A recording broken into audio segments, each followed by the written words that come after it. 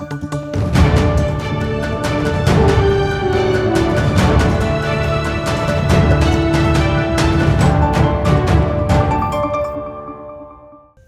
National खबरां च आप सब नूं जी आयां आखदे हां। आओ पहलां झात पाउने हां अज दीयां कुछ खास खबरां ते।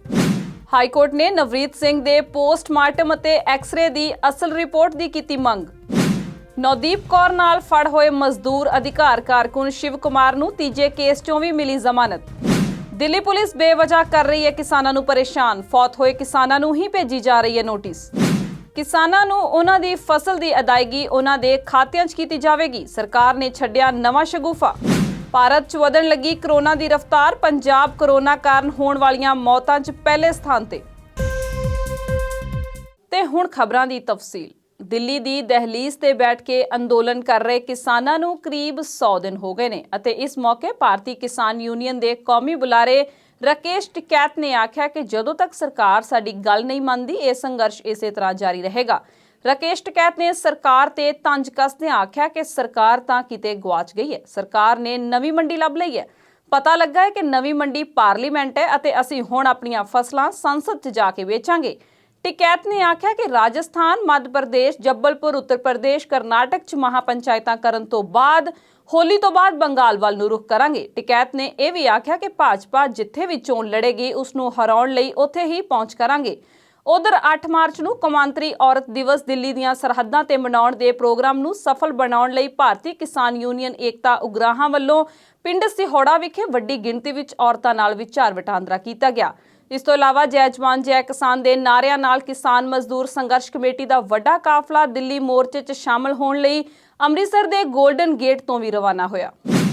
दिल्ली हाई कोर्ट ने उत्तर प्रदेश पुलिस नूं निर्देश दिते ने कि 26 जनवरी नूं ट्रैक्टर परेड दौरान फौत होए नौजवान किसान नवरीत सिंह दी असल एक्सरे रिपोर्ट ਅਤੇ पोस्टमार्टम रिपोर्ट ਅਤੇ ਇਸ ਦੀ ਵੀਡੀਓ ਮੁਹੱਈਆ ਕਰਵਾਈ ਜਾਵੇ। ਜਸਟਿਸ ਯੋਗੇਸ਼ ਖੰਨਾ ਨੇ ਆਖਿਆ ਕਿ ਦੋਵੇਂ ਅਸਲ ਦਸਤਾਵੇਜ਼ ਦਿੱਲੀ ਪੁਲਿਸ ਦੇ ਹਵਾਲੇ ਕੀਤੇ ਜਾਣ ਅਤੇ ਜਾਂਚ ਅਧਿਕਾਰੀ ਇਸ ਨੂੰ ਸੁਰੱਖਿਅਤ ਸੰਭਾਲ ਕੇ ਰੱਖਣ। ਹਾਈ ਕੋਰਟ ਵੱਲੋਂ ਨਵਰੀਤ ਦੇ ਦਾਦਾ ਜੀ ਹਰਦੀਪ ਸਿੰਘ ਦੀ ਅਪੀਲ ਤੇ ਸੁਣਵਾਈ ਕੀਤੀ ਜਾ ਰਹੀ ਹੈ, ਜਿਸ ਵਿੱਚ ਦਾਅਵਾ ਕੀਤਾ ਗਿਆ ਕਿ ਨਵਰੀਤ ਸਿੰਘ ਦੇ ਮੱਥੇ ਤੇ ਗੋਲੀ ਵੱਜੀ ਸੀ। ਹਾਲਾਂਕਿ ਅਦਾਲਤ ਸਾਹਮਣੇ ਦਿੱਲੀ ਪੁਲਿਸ ਅਤੇ ਯੂਪੀ ਪੁਲਿਸ ਨੇ ਇਸ ਦਾਅਵੇ ਨੂੰ ਖਾਰਜ ਕਰ ਦਿੱਤਾ ਹੈ। ਕੇਸ ਦੀ ਅਗਲੀ ਸੁਣਵਾਈ 17 ਮਾਰਚ ਨੂੰ ਹੋਵੇਗੀ। दलित अधिकार कारकुन नवदीप कौर नाल काम करन वाले मजदूर अधिकार संगठन दे वर्कर शिव कुमार नूं तीजे मामले दे विच जमानत मिल गई है।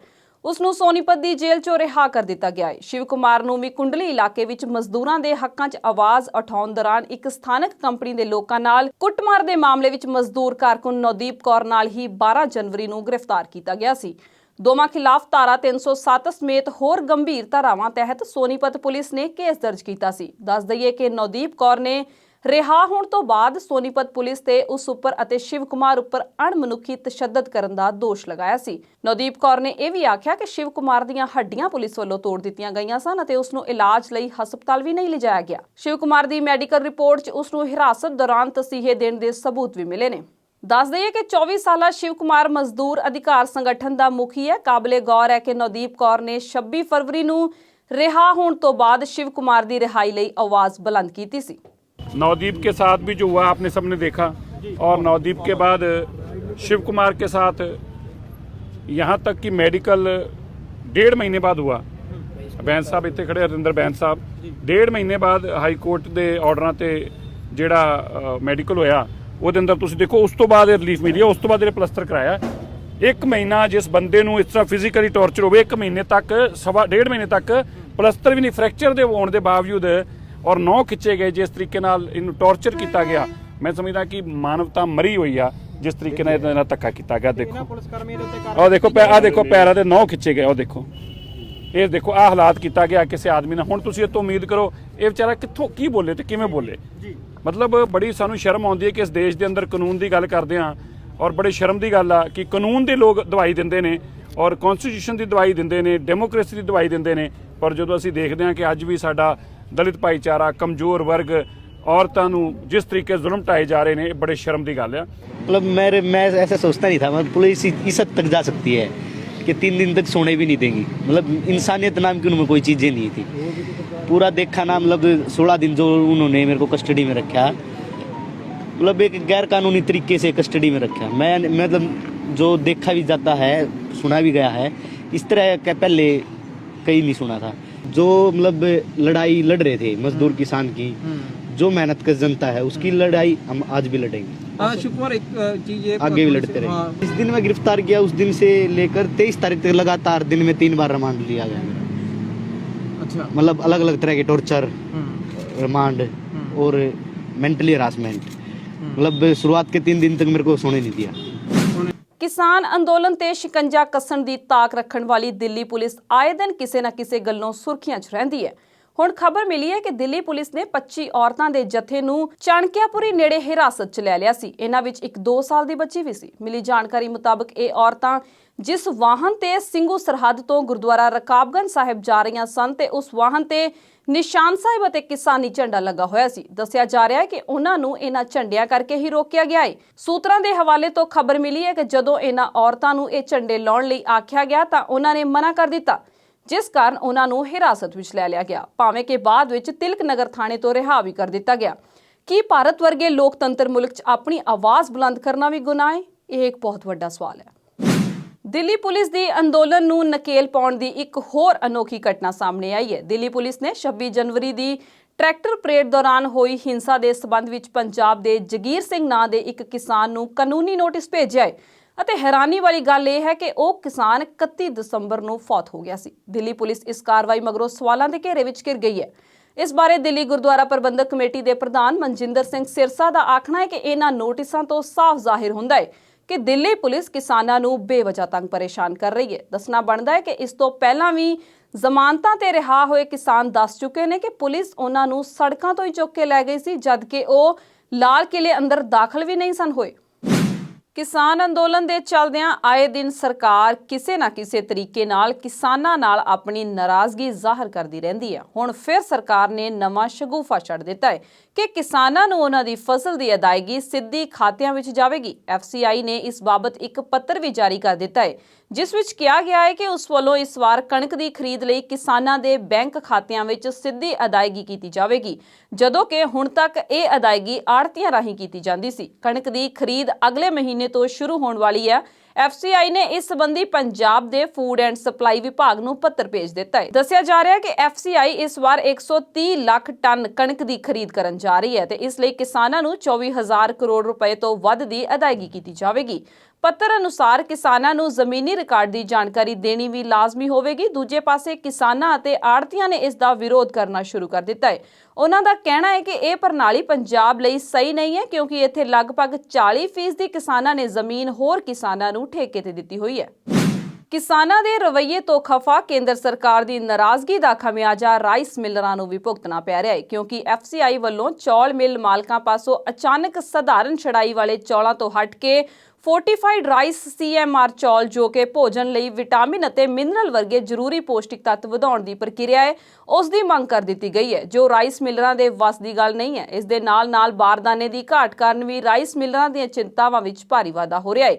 ਪੰਜਾਬ ਵਿੱਚ 4500 ਰਾਈਸ ਮਿਲਾਂ ਨੇ, ਜਿਨ੍ਹਾਂ ਵਿੱਚ ਇੱਕ ਵੀ ਫੋਰਟੀਫਾਈਡ ਚੌਲ ਬਣਾਉਣ ਵਾਲੀ ਨਹੀਂ ਹੈ। ਇਹੀ ਕਾਰਨ ਹੈ ਕਿ ਇਹ ਸਭ ਰਾਈਸ ਮਿਲਾਂ 1 ਮਾਰਚ ਤੋਂ ਬੰਦ ਨੇ। ਦੱਸਣਯੋਗ ਹੈ ਕਿ ਦੇਸ਼ ਭਰ ਵਿੱਚ ਕੇਵਲ 15 ਫੋਰਟੀਫਾਈਡ ਚੌਲ ਬਣਾਉਣ ਵਾਲੀਆਂ ਮਿਲਾਂ ਨੇ, ਜੋ ਦੇਸ਼ ਦੀ ਮੰਗ ਦਾ ਕੁਝ ਫੀਸਦੀ ਹਿੱਸਾ ਹੀ ਪੂਰਾ ਕਰਨ ਦੇ ਸਮਰੱਥ ਨੇ। ਪੰਜਾਬ ਵਿੱਚ ਕਈ ਮਿਲਾਂ ਤਾਂ ਛੋਟੀਆਂ ਇਕਾਈਆਂ ਵਜੋਂ ਹਨ, ਜਿਨ੍ਹਾਂ ਕੋਲ ਫੋਰਟੀਫਾਈਡ ਚੌਲ ਬਣਾਉਣ ਲਈ ਮਸ਼ੀਨਰੀ ਸਥਾਪਿਤ ਕਰਨ ਲਈ ਲੋੜੀਂਦੇ ਫੰਡ ਵੀ ਨਹੀਂ ਹਨ। ਇਸ ਦੇ ਲਈ ਘੱਟੋ-ਘੱਟ 20 ਤੋਂ 25 ਲੱਖ ਦਾ ਖਰਚਾ ਹੁੰਦਾ ਹੈ, ਜਿਸ ਕਾਰਨ ਬੁਰੀ ਤਰ੍ਹਾਂ ਫਸੇ ਸ਼ੈਲਰ ਮਾਲਕ ਅਤੇ ਰਾਈਸ ਮਿਲਰਾਂ ਨੂੰ ਭਾਰੀ ਨੁਕਸਾਨ ਹੋ ਰਿਹਾ ਹੈ।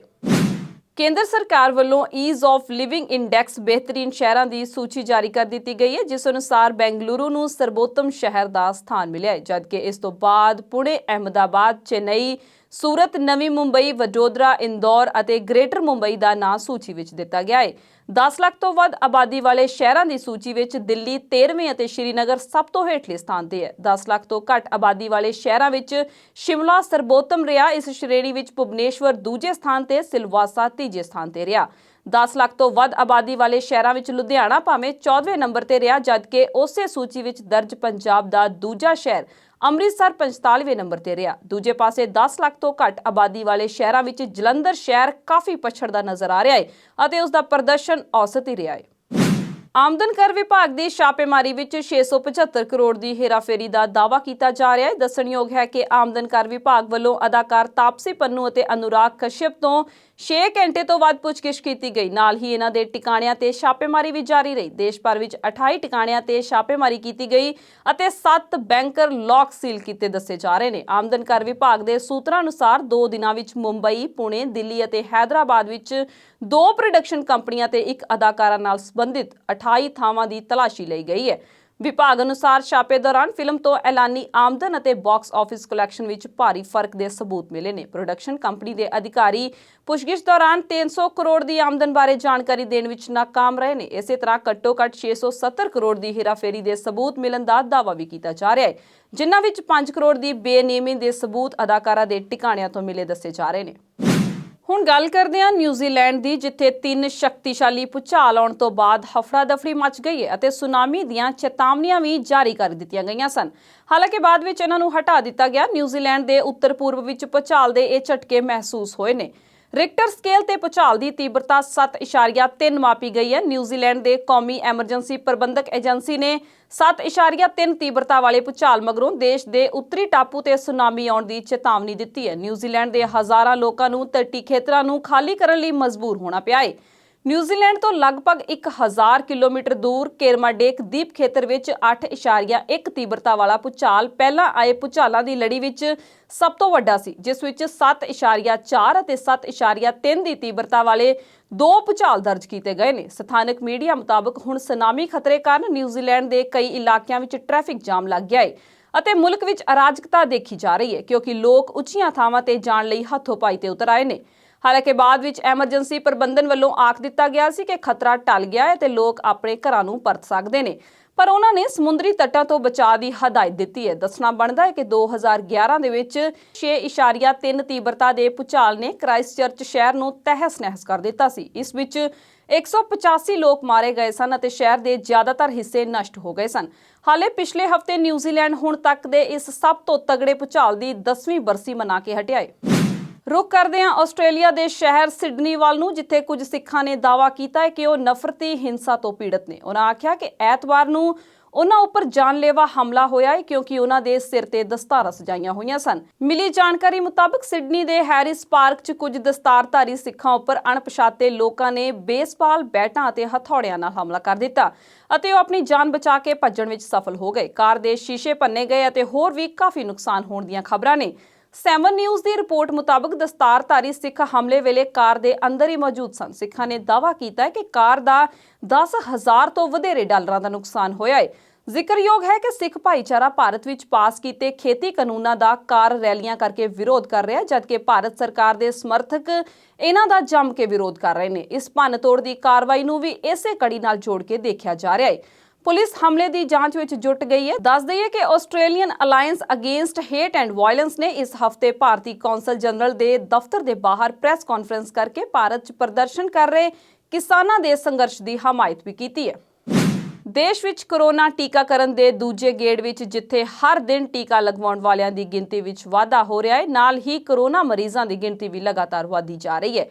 ਇਸੇ ਦੌਰਾਨ ਸਾਬਕਾ ਪ੍ਰਧਾਨ ਮੰਤਰੀ ਮਨਮੋਹਨ ਸਿੰਘ ਅਤੇ ਉਹਨਾਂ ਦੀ ਪਤਨੀ ਅਤੇ ਦਿੱਲੀ ਦੇ ਮੁੱਖ ਮੰਤਰੀ ਅਰਵਿੰਦ ਕੇਜਰੀਵਾਲ, ਵਿੱਤ ਮੰਤਰੀ ਨਿਰਮਲਾ ਸੀਤਾਰਮਨ ਸਮੇਤ ਕਈ ਨੇਤਾਵਾਂ ਤੇ ਮੰਤਰੀਆਂ ਨੇ ਟੀਕੇ ਲਗਵਾਏ। ਦੇਸ਼ ਵਿੱਚ 15 ਰਾਜਾਂ ਵਿੱਚ ਕੋਰੋਨਾ ਮਰੀਜ਼ਾਂ ਦੀ ਗਿਣਤੀ ਫਿਰ ਵਧ ਰਹੀ ਹੈ। ਇਹਨਾਂ ਰਾਜਾਂ ਵਿੱਚ ਕੋਰੋਨਾ ਪੋਜ਼ਿਟਿਵਿਟੀ ਦਰ 5% ਤੋਂ ਜ਼ਿਆਦਾ ਹੈ। WHO ਦੇ ਮਾਪਦੰਡਾਂ ਅਨੁਸਾਰ 5% ਤੋਂ ਵੱਧ ਦਰ ਦਾ ਮਤਲਬ ਸਥਿਤੀ ਕਾਬੂ ਵਿੱਚ ਨਾ ਹੋਣਾ ਹੈ। ਦੂਜੇ ਪਾਸੇ ਕੋਰੋਨਾ ਨਾਲ ਮੌਤਾਂ ਦੇ ਮਾਮਲੇ ਵਿੱਚ ਪੰਜਾਬ ਇਸ ਵਾਰ ਪਹਿਲੇ ਸਥਾਨ ਤੇ ਆ ਰਿਹਾ ਹੈ। ਪੰਜਾਬ ਵਿੱਚ ਹਰ 100 ਮਰੀਜ਼ਾਂ ਪਿੱਛੇ ਕਰੀਬ 3 ਲੋਕ ਜਾਨ ਗਵਾ ਰਹੇ ਨੇ। ਇਸ ਦੇ ਨਾਲ ਹੀ ਖਬਰਾਂ ਦਾ ਇਹ ਬੁਲੇਟਿਨ ਖਤਮ ਹੁੰਦਾ ਹੈ। ਮੈਨੂੰ ਸਵਲੀਨ ਕੌਰ ਜਸੜ ਨੂੰ ਦਿਓ ਆਗਿਆ। ਧੰਨਵਾਦ।